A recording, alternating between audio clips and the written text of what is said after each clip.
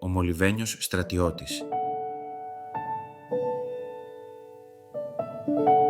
Ήταν κάποτε ένα μικρό παιδικό δωμάτιο γεμάτο παιχνίδια, χρώματα και όνειρα. Σε ένα χαμηλό τραπέζι, μέσα σε ένα κουτί από χαρτόνι, βρίσκονταν 10 μολυβένοι στρατιώτες. Όλοι ίδιοι, όλοι ίσχυοι, όλοι γενναίοι. Όλοι εκτός από έναν. Ο τελευταίος στρατιώτης είχε μόνο ένα πόδι. Το μολύβι δεν είχε φτάσει για να σχηματιστεί και το δεύτερο. Κι όμως στεκόταν πιο ίσιος από όλους. Το κεφάλι ψηλά, το βλέμμα σταθερό, σαν να είχε μάθει από νωρίς πως η δύναμη δεν βρίσκεται στο σώμα αλλά στην ψυχή.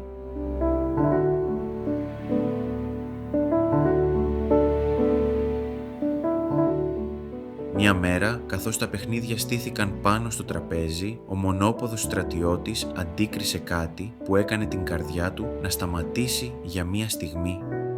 Μια χάρτινη μπαλαρίνα στεκόταν στο ένα της πόδι με τα χέρια ανοιχτά σαν φτερά, λεπτή, κομψή και τόσο εύθραυστη. Ο στρατιώτης την κοίταξε σιωπηλά. Πίστεψε πως και εκείνη, όπως και αυτός, είχε μόνο ένα πόδι. Και μέσα του γεννήθηκε κάτι πρωτόγνωρο. Μία αγάπη αθόρυβη, βαθιά, ακίνητη. Δεν μίλησε, δεν κινήθηκε, απλώς στάθηκε εκεί, πιστός στο συναίσθημά του.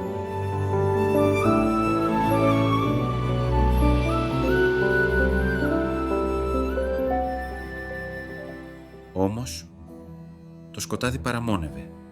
Μέσα στο ίδιο δωμάτιο υπήρχε και ένα άλλο παιχνίδι. Ένας διάβολος μέσα σε κουτί, με μάτια πονηρά και χαμόγελο ηρωνικό.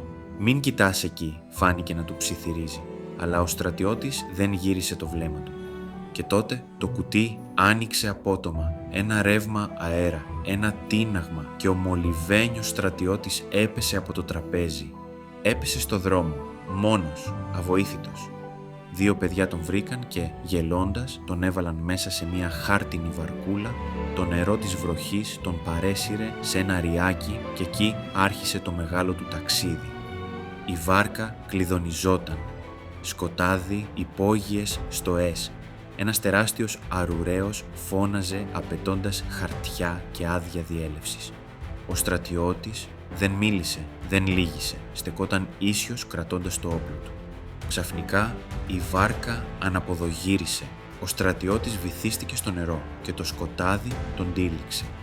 Μια μεγάλη σιωπή, ένα τέλος που έμοιαζε οριστικό. Όμως η μοίρα δεν είχε πει την τελευταία της λέξη, ένα ψάρι τον κατάπιε. Το ψάρι πιάστηκε, πουλήθηκε, μαγειρεύτηκε και όταν η μαγείρισα άνοιξε την κοιλιά του, ο μολυβένιος στρατιώτης βρέθηκε ξανά στο ίδιο σπίτι, στο ίδιο δωμάτιο και μπροστά του η μπαλαρίνα. Για μια στιγμή όλα πάγωσαν. Η χαρά δεν υπόθηκε με λόγια. Ήταν απλώς εκεί, σιωπηλή, αληθινή.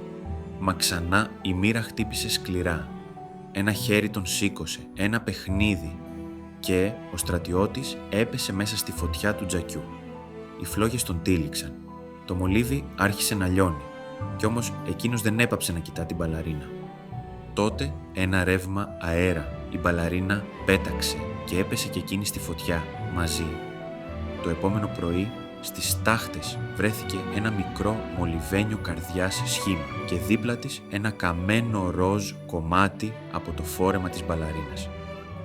Η αγάπη είχε λιώσει, αλλά δεν χάθηκε.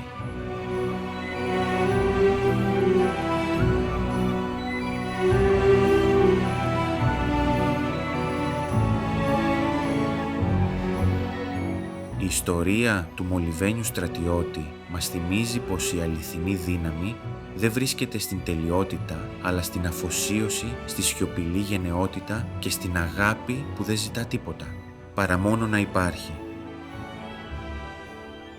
Και εσύ, φίλε ακροατή, αν ήξερες ότι η αγάπη σου θα κρατήσει μόνο μια στιγμή, θα είχες το θάρρος να θυσιαστείς για αυτή.